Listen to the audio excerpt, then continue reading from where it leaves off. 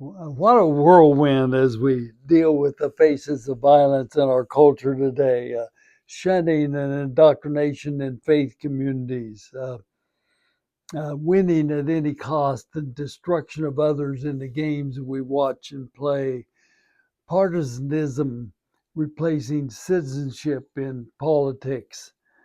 This week we're exploring another ism.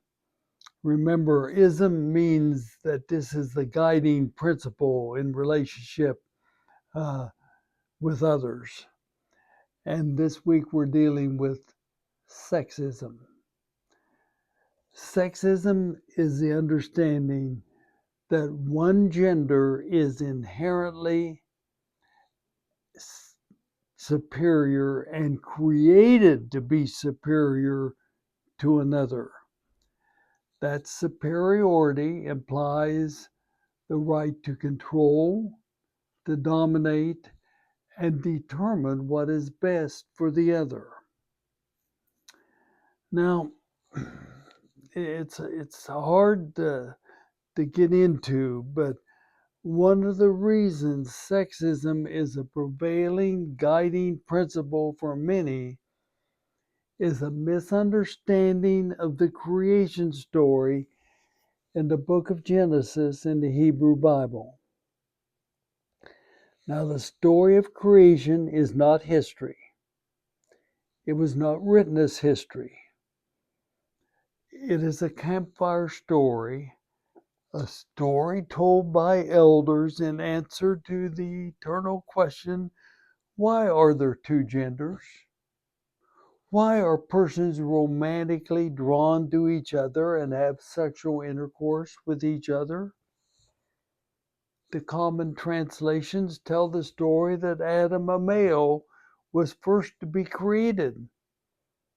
And in response to the loneliness of Adam, the male, Eve, a female, was created to meet the needs of Adam, the foundation of sexism. One first, the other second, one superior, one inferior, one created to meet the needs of the other. But you know, the original Hebrew story is different. Indeed, Adam was the original human being. Not male, not female, not defined by gender. Adam was alone and went to sleep, and from that sleep, two human beings were created, Ish and Esau, male and female, two genders. Adam was no more. A different story. And so Ish and Esau were once one in Adam. And why are Ish and Esau intimate with each other? Because they were once one. And because they were once one, the two genders experience oneness again in the beautiful experience of sexual intercourse. From the original story, one gender was not created first.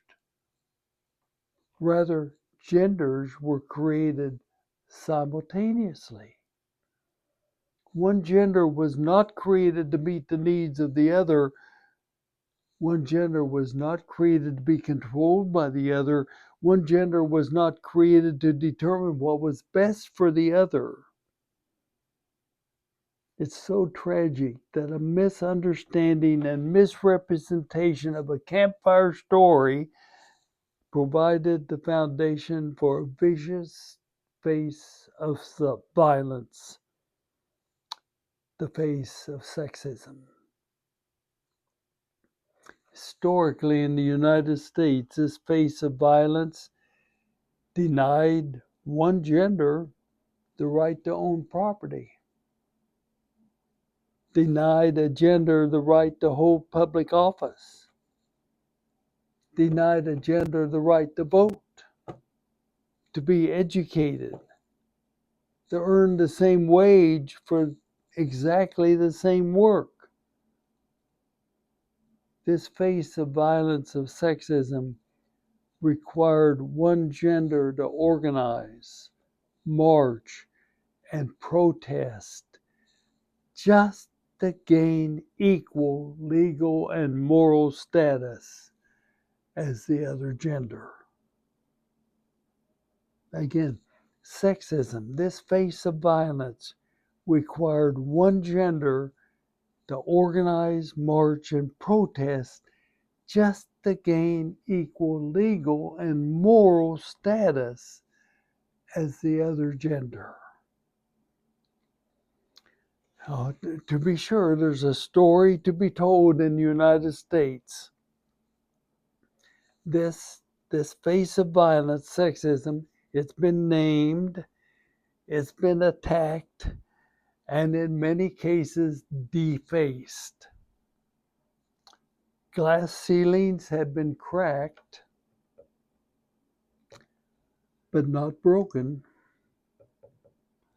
Often 2 baby steps against sexism have been taken, followed by a giant step backward. Progress has been experienced, but gender prejudice called sexism still exists as a face of violence in our social structures and experiences. Gender-specific laws exist, only related to one gender. There are many books written by brilliant observers of our culture that tell the stories of violence called sexism. All I want to do is to share some questions that I've been asked as I've had several roles in my life. Questions been asked and statements I've heard among many that have convinced me that sexism is alive and well. I remember as a pastor, the person that shared with me, I cannot report that I was raped last night because others who have reported their story are treated that they are to blame. I do not want to be blamed for being raped because I'm a beautiful woman.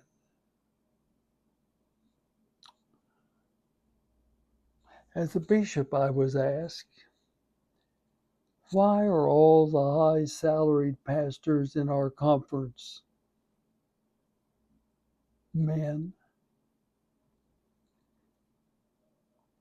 On an international panel, I heard, why do we insist that 50% of the legislators in another country must be women when that standard is not met in the United States?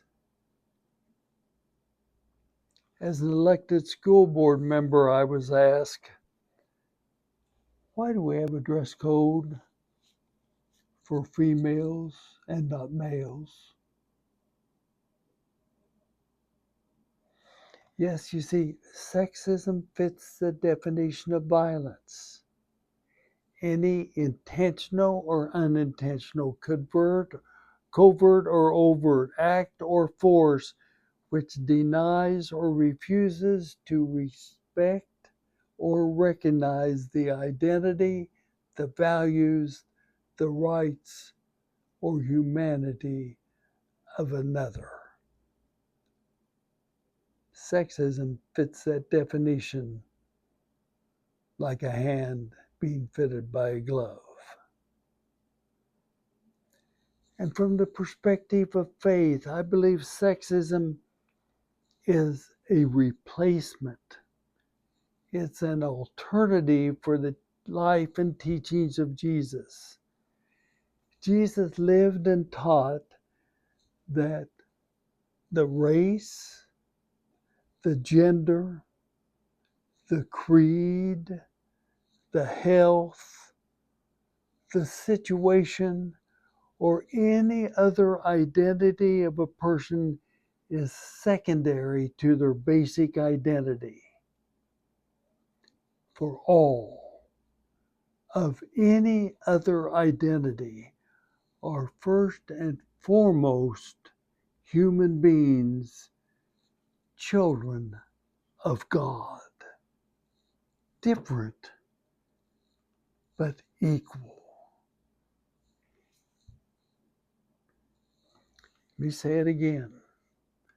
The life and teachings of Jesus are that race, gender, creed, health, situation, or any other identity of a person are secondary to their basic identity of being precious children of a God, all equal with one another. You see, sexism is the face of violence, corroding and eroding the teachings of Jesus. The understanding that every human being is a child of God, equal and precious, created to be united in the quest for justice, mercy, and humility. This understanding of all equally being children of God indeed stakes the claim for followers of Jesus to be agents of nonviolence in every component of our social systems and experiences, including the way genders relate to each other. Only as sexism is eradicated will the reign of agape love, where all are children of God, be experienced.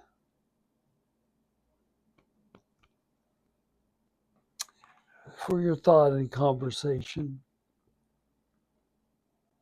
what questions have you been asked or statements you have heard that remind you that sexism exists in our life together?